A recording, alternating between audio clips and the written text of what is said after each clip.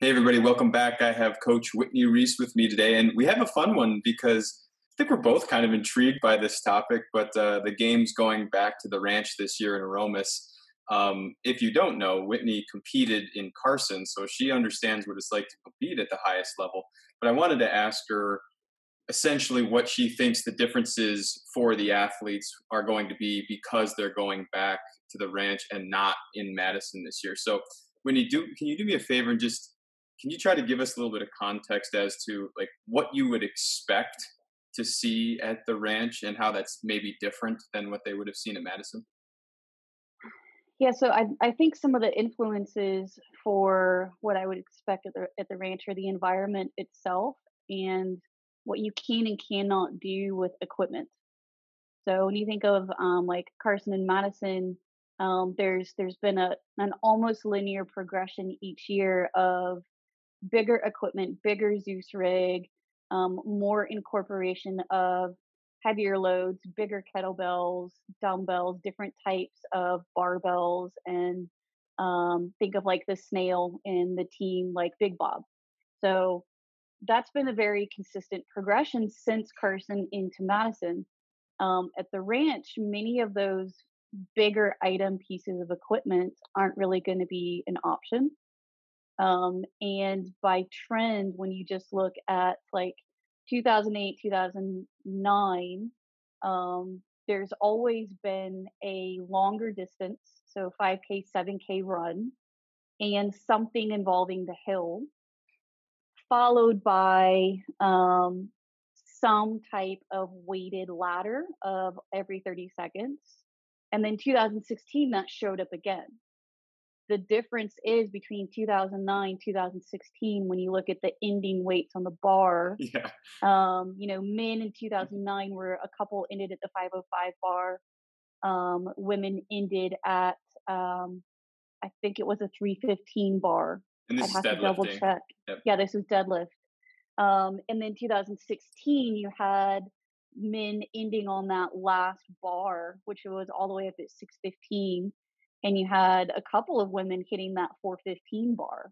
Yep. So just when you look at progression in characteristics and what you can do at the ranch, I would expect something similar, of a longer trail run followed by what's been a tried and true characteristic at the ranch, which has been that every 30-second 10-pound progressing load deadlift. Hmm. Now, in the past, games winners, as far as characteristics, um, have not necessarily been the same person that's come in first on the run and first on the deadlift bar. Because by essence, the athletes that were coming in higher in ranking on the deadlift bar, many of them have admitted in hindsight they didn't have the upper body gymnastics density to do well in other events that are more classic Carson and Madison type events. So what I'd be curious about is if you remove the access to a Zeus rig and you go with a more traditional rig, do more of the things that were characteristics from 2009, 2010, 2011, do those show back up, which were things like strict parallel handstand push-ups, which is still some upper body gymnastic density.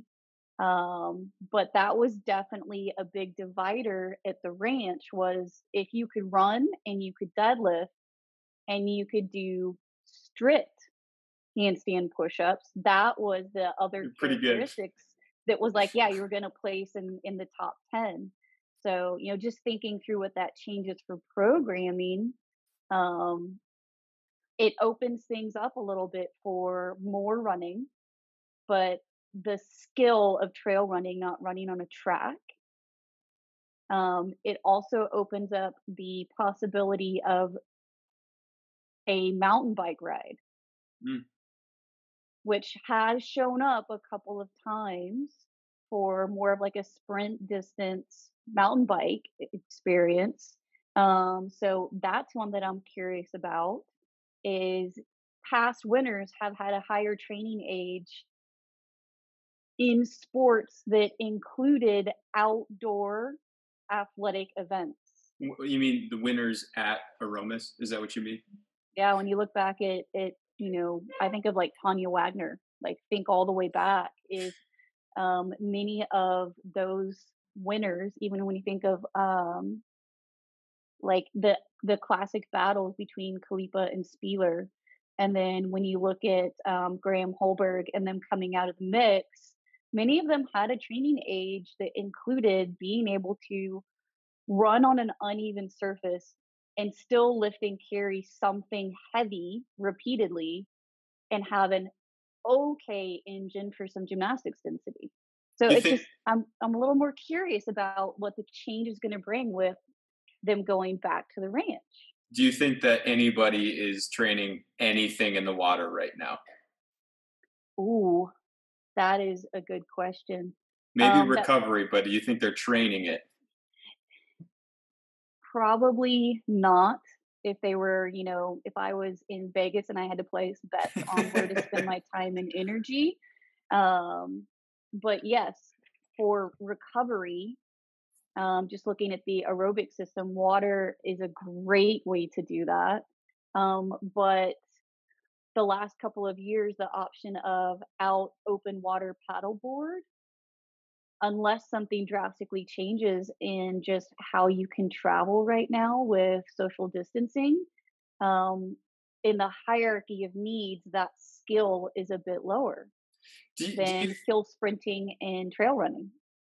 do you think that the workouts that are going to be on the floor, so on the ground level, do you think those are going to be characteristically shorter than the 15 to 20-minute workouts we got fairly used to in the big stadium, going around the stadium, going in and out of a stadium? Obviously, you can run around and up and down the hill, but do you think that the characteristics of the events might be shorter on the actual concrete? Or do you think they will incorporate concrete plus the hill, etc.?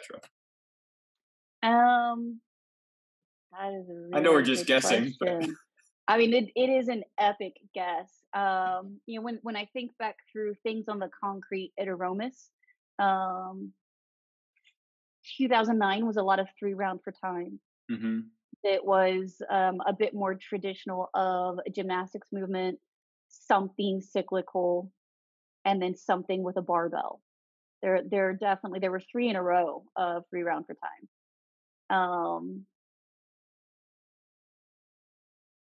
Now, personally, I would love to see something like those 3 round for times, because that was the year that the kettlebell was an extremely strangely shaped kettlebell. Mm. And that was the year the strict parallel handstand push up Crush showed up at the people. same time. And those two together, adding a new range of motion and a more dynamic implement, really did test which athletes could learn the pattern the fastest in the competition setting, which is still part of athlete development, is when the unpredictable does show up, can you accommodate to that?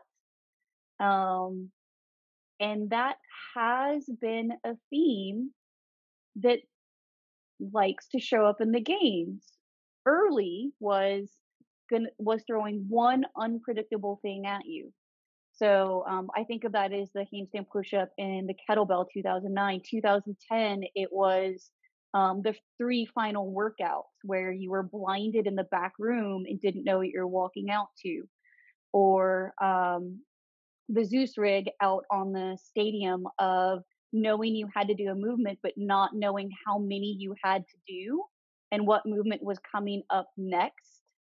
The athletes that were able to accommodate to those situations the fastest, it was actually a characteristic for success. So if you just look at that as a theme, um, actually training the ability to accommodate to that stress the fastest would be one thing to start adding into the idea of adding chaos into a Mm. mixed modal environment to prepare. Is you do, as a coach and the athlete, need to start preparing the skill of accommodating to that chaos when you start to look at the ranch. Do you think that there are any combination of tests at the ranch that will dethrone Frazier and Toomey if things go as normal? I honestly would be shocked because even when you look at years before Toomey and Frazier, there were very divided characteristics for games winners. You would see placements that were staggered between um, purely when you look at their aerobic system and like think of pure absolute strength between like the run and the deadlift. They both consistently do well on that, but Hmm. then they both know how to flip a switch and tolerate high volume gymnastics, whether it's pulling or pushing. They both tolerate it very well. Um, Kimi definitely has proven she's solid in the water as well. So to see something have a kink in her armor, I would be very shocked about that. Frazier Interesting. occasionally has shown a few kinks in his armor, but he also has shown his essence is to test his kink and to try to improve the threshold to remove that as a weakness. So I would be shocked to actually see something come at either of them that they can't adapt to in the situation. And they're very well rounded within the sport of what they need to do. Do So you unless we go completely off what trend has been at the ranch, I would be shocked. do you think that it helps or hurts them to go shorter? So let's say it's a 3-day event versus five. Let's just even say it's two workouts a day. I suspect it could be more, but let's say it's two workouts a day. Does that help or hurt them?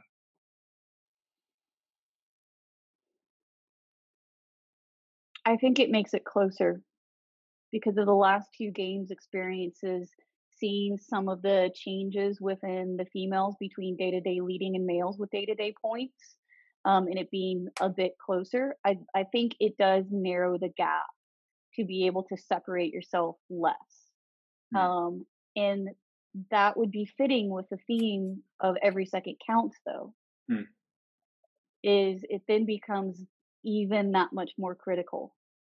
Interesting. Okay, let me hit you with a couple rapid fire questions. So, Yeah. like one sentence responses, then we're going to Mm. go for it. Um, will there be shooting in this games? I would love to see shooting in this game. Will there be a different rig put up on the floor, or will it be an old school rig that's been there for a while? I would love to see an old school rig that actually jiggles a little bit. If that's the case, I'm so glad you answered that way. If that's the case, do people tear off every ounce of skin on their hands with a long pull up workout or bar muscle up workout? I say no because they know how to do hand care and use grips now. Okay. Um, does it change the complexion of the whole event to not have the team event there as well? I think it changes the emotional charge in the environment. Does it matter that there are no masters and teens in terms of that same level of emotion? I think it does, but not for the competitors that are there themselves.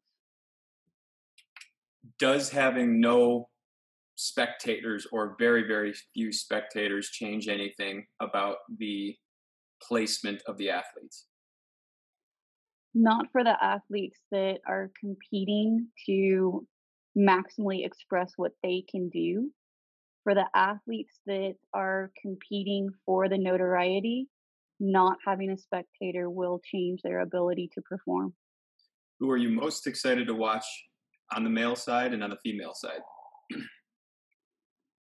And by the way, we're assuming we'll be able to watch them. Now, who knows?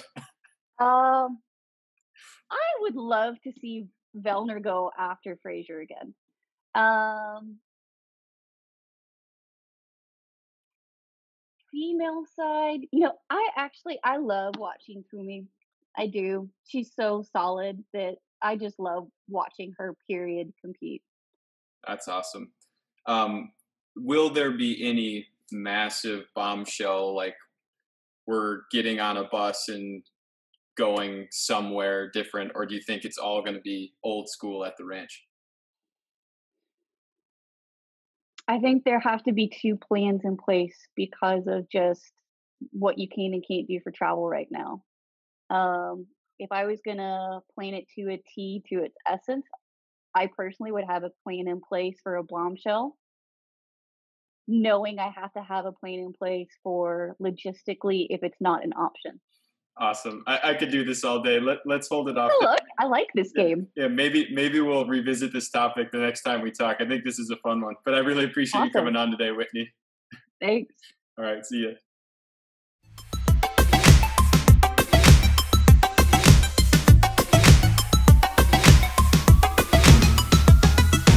Oof.